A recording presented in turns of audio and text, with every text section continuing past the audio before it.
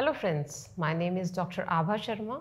I am from School of Education, GD Goenka University. Today I have come here to discuss about how the concept map is used as a tool for planning. So we will be forming our discussion on the topics, that is introduction, what are concepts, concept map as a tool for planning, what is a concept map, purpose of concept mapping, types of concept maps, steps of concept maps, concept map on various topics of physics, biology and chemistry, and then we will be concluding this topic. So, what are concepts? The concepts cause a picture to form in our mind. That is, it is a kind of a pictorial representation which is found in our brain. Concepts are represented in different languages by words or terms. Concepts are based on our prior experience and knowledge. Concepts are very important in science, teaching and learning. Concept map as a tool for planning, how it can be used, because it helps in linking various concepts and their relationships. It helps in developing a holistic view of unit. A teacher can distribute lessons accordingly and establish linkages between various lessons planned for the unit. Teacher can plan teaching strategies, identify resources, arrange content, and develop assessment tools. Now coming to what exactly is a concept map. Concept map is a way of representing relations between ideas, images or words in the same way that a road map represents the location of highways and towns. A visual representation of the meaningful relationships between concepts in the form of propositions, and it consists of nodes and connecting lines. Concepts are connected with labeled arrows. The relationship between concept is articulated in linking phrases.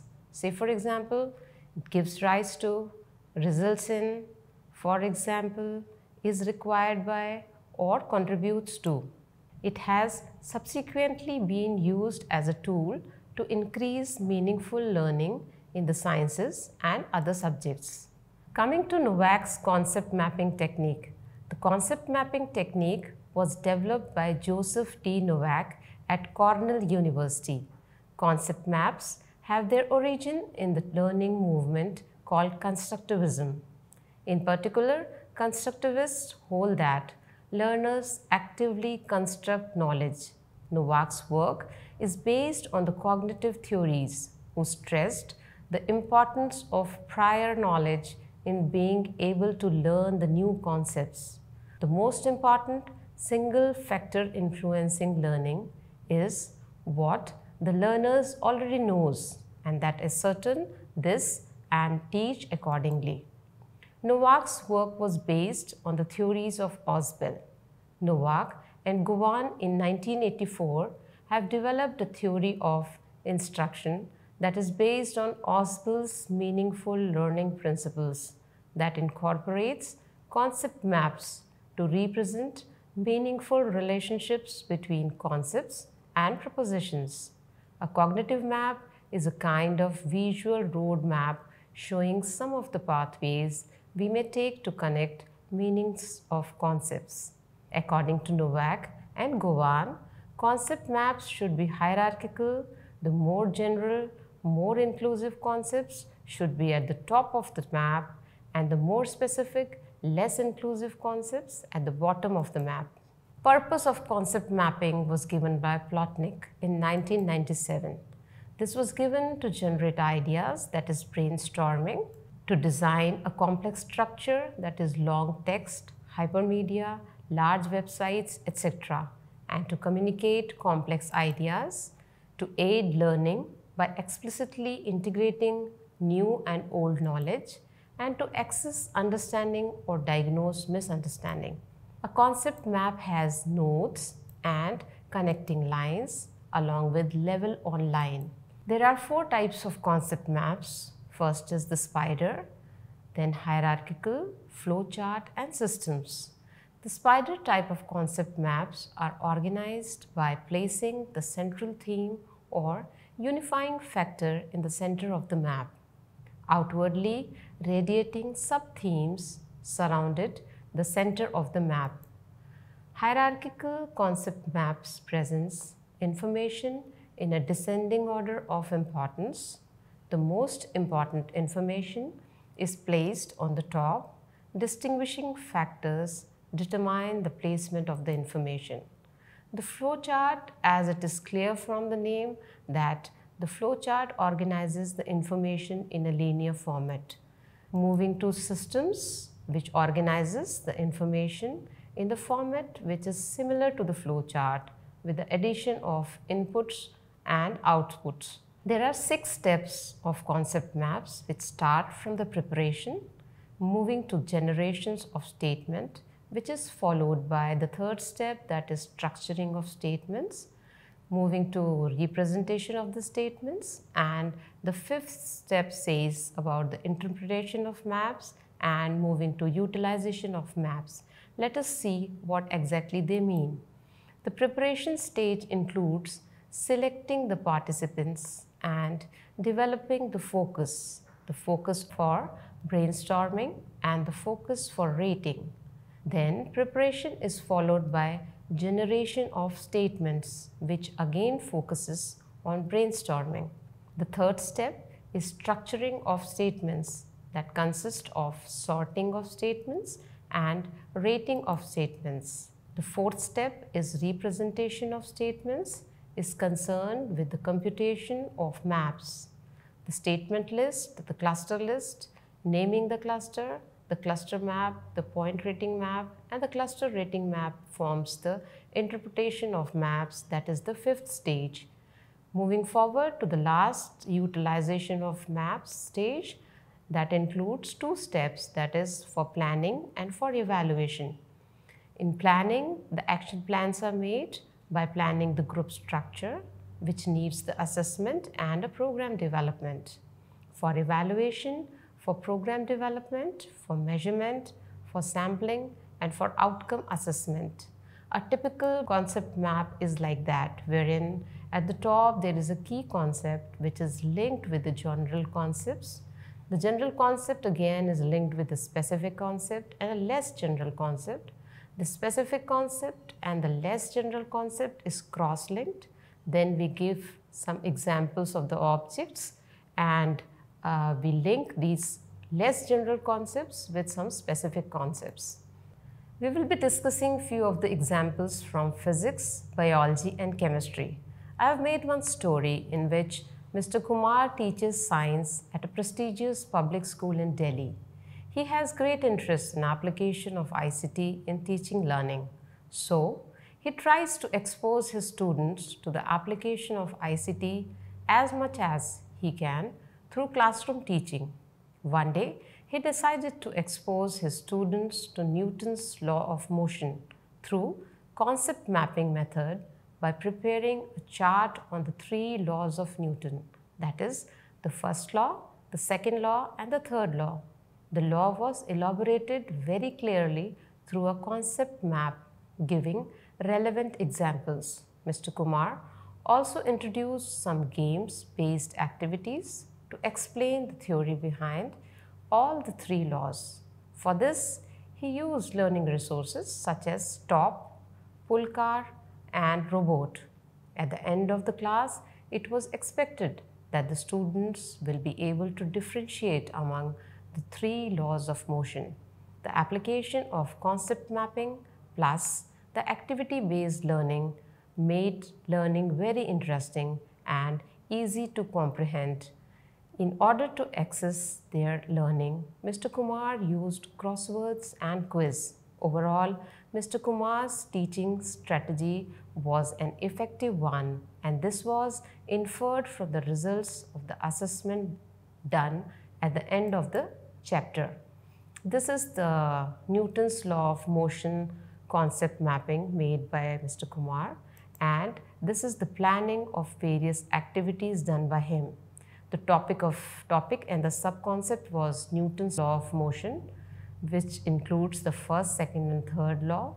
The expected learning outcomes were learners will be able to differentiate among the three laws of motion, and activities like games to understand the theory behind all the three laws were planned. Learning resources were top, pulka, robot, and such type of other sports and games. Assessment strategy was crossword and quiz. Moving to another story wherein the theme was what keeps a flame burning. Miss Sindhu is a chemistry teacher in a public school in Dehradun. She wants to explain to the students the concept behind what keeps the flame burning. At the end of the class, she expects her students to be able to demonstrate with an experiment that oxygen is necessary for burning. For this, she used concept mapping method wherein she prepared a chart depicting a detail about fire including its physical and chemical properties. Examples were also mentioned which were relevant to the topic. To make learning more interesting, she made the students to do brainstorming and discuss the possible outcomes in presence or absence of fuel and oxygen. The students understood the chart so well and made learning very interesting and practical. In order to assess the understanding, she asked the students to make a pictorial demonstration of oxygen is necessary for burning. See, this is the flow chart made by Miss Sindhu to show that what keeps a flame burning, wherein fire is used as a main source, wherein the enemies of fire are shown, the fuel sources are shown, the properties of fire are shown, its color, its hotness, the smoke which it emits, and the oxygen which it needs. The planning for the various activities for this concept was made by Ms. Sindhu. The topic and the sub-concepts include what keeps the flame burning, that is fuel and oxygen, and then learners will be able to demonstrate with an experiment that oxygen is necessary for burning was the expected learning outcome. Brainstorming and discussion on possible outcomes in presence or absence of fuel or oxygen was the activity or the strategy which was formed. The learning resources include model of oxygen is necessary for burning, and the assessment was done by the pictorial demonstration of oxygen is necessary for burning. Moving to the next concept, which was taught by Mr. Albert in his biology class in a public school in Delhi. He wants to demonstrate food chain to the students in such a way that he would be able to explain it in the simplest way possible and also ensure easy understanding and clarity of concept of the students. After the demonstration, he expects the students will be able to draw the food chain easily. For this class, he made a beautiful chart on food chain with clear pictorial presentation of the different levels of the food chain. He demonstrated the food chain through the chart as well as a video animation on different food chains. After the explanation, he had an open discussion session with the students to clear their doubts and queries. To ensure the clarity of concept, he made the students do a role play on the given topic. The class was truly a lively class and the students thoroughly enjoyed the class. Students were not only engaged through activities, the pictorial presentation through concept mapping, methods made their concepts very clear, which was seen from the results of the MCQ test conducted thereafter by the teacher. This is a simple food chain which was made by the teacher, and he had planned the various activity based on this concept. The food chain was the topic and the expected learning outcomes were learners will be able to draw food chain. The activities and the strategies planned were discussion and role play, and the learning resources which were used were video animation on different food chains, and the assessment strategy was multiple choice question. Moving to the chemistry teacher, Miss Srishti, who is there teaching in a school in Kerala. She plans to teach the concept of atomic number and mass number to her students, and for this she chose to use the concept mapping method of teaching. She made a chart depicting atoms, atomic number, mass number, isotopes, isobar, etc. At the end of the lesson, students will be able to cite examples of isotopes and isobars. For this, she used video demonstration and examples from daily life utilities of isotopes and isobars. While explaining the concepts, she used examples, exploration of ideas, and numerical practices to ensure better understanding. At the end of the lesson, to ensure the understanding of the concept, she made the students to do small project on exploring uses of isotopes and isobars. This is the flow chart of atomic number and mass number. And the various activities were planned accordingly for the topic atomic number and mass number, wherein the symbolic representation of isotopes and isobars was done. Learners will be able to cite examples of isotopes and isobars, which was the learning outcome, and the activities or the strategies planned were the examples and exploration of ideas, numerical practices. The learning resources which she has used include video, demonstration, examples from daily life utilities of isotopes and isobars. The students were assessed with the help of small project on exploring uses of isotopes and isobars.